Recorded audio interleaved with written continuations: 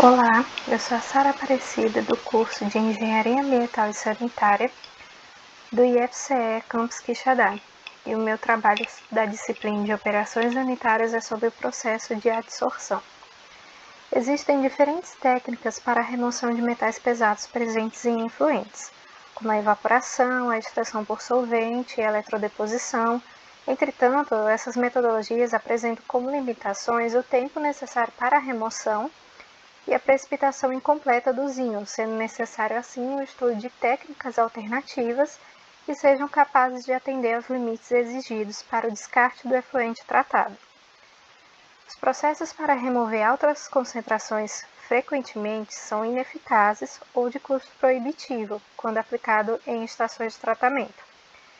É neste cenário que se destaca a adsorção, surgindo como alternativa aos processos convencionais. Essa nova alternativa traz como vantagem menor tempo de residência ao processo, menor custo operacional e maior facilidade de operação, aliados a índices satisfatórios de remoção de metais. O termo sorção é aplicado para caracterizar processos de absorção e adsorção. A adsorção é um processo passivo e físico-químico de acumulação de um soluto em uma superfície ou interface de um sólido. A operação unitária de adsorção, do tipo sólido-líquido, envolve o contato entre um sólido e um fluido, ocorrendo a transferência de massa da fase fluida para a superfície do adsorvente, onde as moléculas presentes nessa fase são atraídas para a zona interfacial pela existência de forças atrativas não compensadas na superfície do adsorvente. A espécie retida na interface do sólido ela é denominada adsorvato, e o sólido em que o adsorvato se acumula é o adsorvente. A área superficial total disponível deste adsorvente para ocorrer tal fenômeno é um parâmetro fundamental, pois quanto maior a superfície, mais forças não balanceadas são disponíveis para adsorção. A quantidade total de metal adsorvido normalmente varia entre 5% e 30% da massa do sólido adsorvente, podendo chegar a 50%. A adsorção como mecanismo ela pode ser física ou química. A maior parte dos processos de separação por adsorção ocorre por adsorção física, a qual envolve forças intermoleculares fracas, que inclui as forças de Van der Waals e interações eletrostáticas, como polarização, dipolo e interação quadrupolo. Já na adsorção química, ou quimiosorção, há a formação de ligações químicas entre a superfície do adsorvente e o composto adsorvido. Observando essas diferenças entre os fenômenos de adsorção, pode-se concluir que a efetividade do processo vai depender de fatores como a temperatura, polaridade da substância, pH da solução, pressão e área superficial disponível. Comparando a adsorção com as técnicas convencionais de remoção de cromo, esse processo entre essas alternativas, a mais popular por ser economicamente viável, sendo um método eficaz de separação e purificação em um tempo hábil para aplicação em escala industrial. Isotermas de adsorção.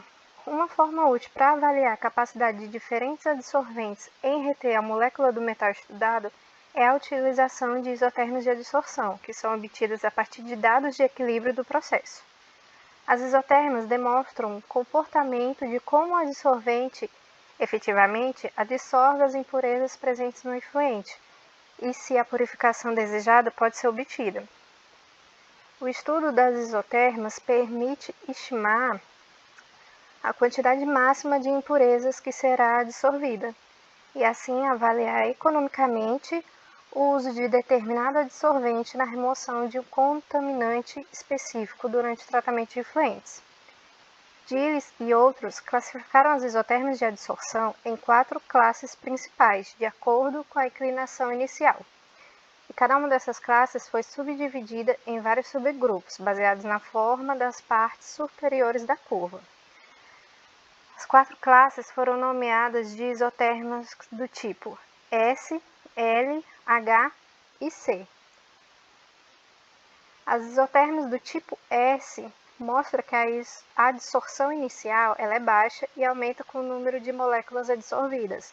Isso indica que ocorreu associação entre moléculas adsorvidas, chamada de adsorção cooperativa.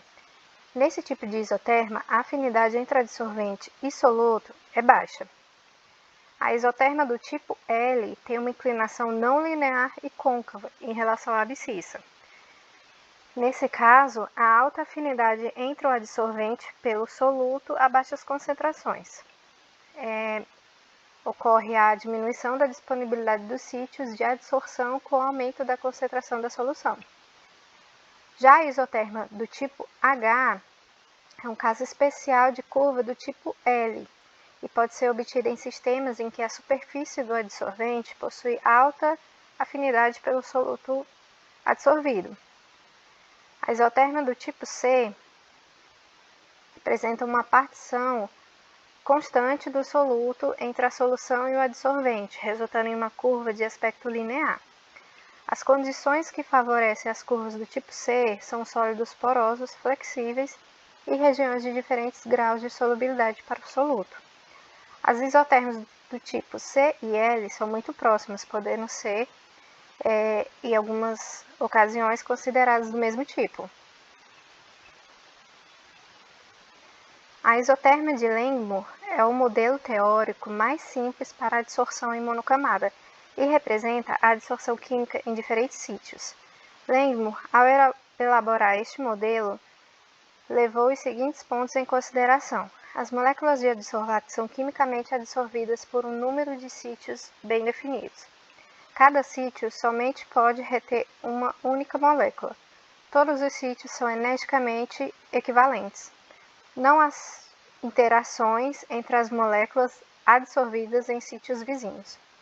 A isoterma de Langmuir, aplicada à adsorção de líquidos, tem a forma geral da seguinte equação: QEQ igual a Qmax vezes KL vezes CEQ dividido por 1 mais KL vezes CEQ, onde o QEQ é a quantidade de soluto adsorvido por unidade de massa do adsorvente, Qmax é a quantidade máxima de soluto adsorvido relacionada à cobertura de uma monocamada, KL é a constante de equilíbrio de adsorção ou constante de Langmuir, este parâmetro relacionado às forças de intervenção entre adsorvato e adsorvente, e CEQ é a concentração de equilíbrio do soluto na solução. Linearizando de Langmuir, estima-se as constantes KL e Qmax nessa seguinte equação: 1 sobre QEQ igual a 1 dividido por Qmax vezes KL vezes CEQ mais 1 sobre Qmax. Os valores de KL e Qmax avaliam a intensidade de adsorção e a capacidade máxima de adsorção de cada adsorvente. Isoterma de Freundlich. Outro modelo muito aplicado à sorção é a isoterma de Freundlich.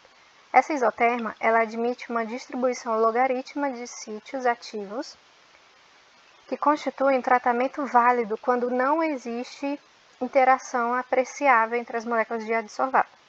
Esse modelo ele é muito aplicado em sistemas de adsorção heterogêneos, não admitindo a existência de uma monocamada. A equação de Freundlich é descrita abaixo, que é Q igual a Kf vezes CQ elevado a 1 sobre N, onde Kf é a constante de Freundlich,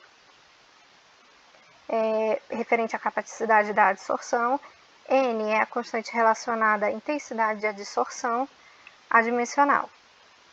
Kf e N são características de cada sistema. A adsorção ela é favorável quando N estiver entre 1 e 10, ou seja, o valor de 1 sobre N menor que 1. Cinética de adsorção.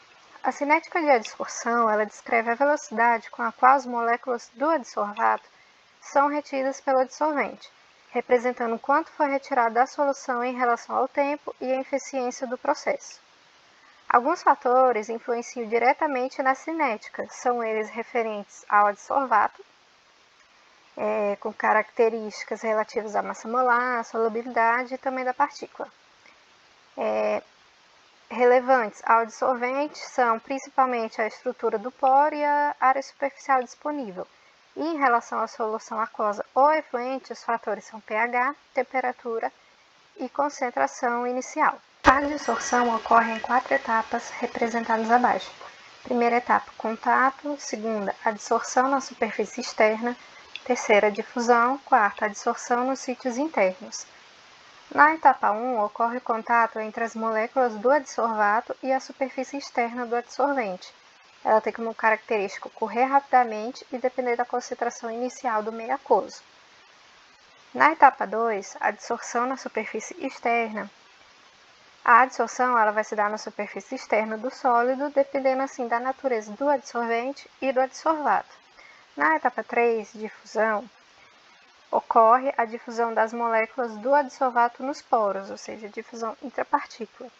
Esse mecanismo ele é privilegiado em sólidos de maior porosidade, favorecendo adsorvatos de grande massa molecular e ou grupos funcionais com alta carga. Geralmente, a etapa da difusão ela vai ser uma etapa controladora, devido à dificuldade de mobilidade das moléculas. Na etapa 4, a adsorção de sítios internos, a adsorção das moléculas do adsorvato acontece nos sítios disponíveis na superfície interna. Materiais adsorventes. A característica mais importante para o material ser classificado como adsorvente é o quanto da substância poluente que sua superfície tem capacidade de reter, ou seja, sua capacidade de adsorção, que é resultante da distribuição de poros, volume de poros e área superficial específica. A porosidade ela é uma das características utilizadas para avaliar o desempenho dos sólidos adsorventes. A estrutura dos poros é o que diferencia a sorção do adsorvato no sólido. A escolha do adsorvente adequado ao sistema é muito importante. Entre a característica mais importante para a escolha está a boa resistência mecânica para suportar o manuseio. Além disso, os adsorventes são seletivos quanto à capacidade de adsorver em solutos específicos. Fatores como a capacidade de adsorção e o pH devem ser observados para a aplicação de determinado sólido adsorvente em sistemas de tratamento de efluentes para remover, por exemplo, o cromo.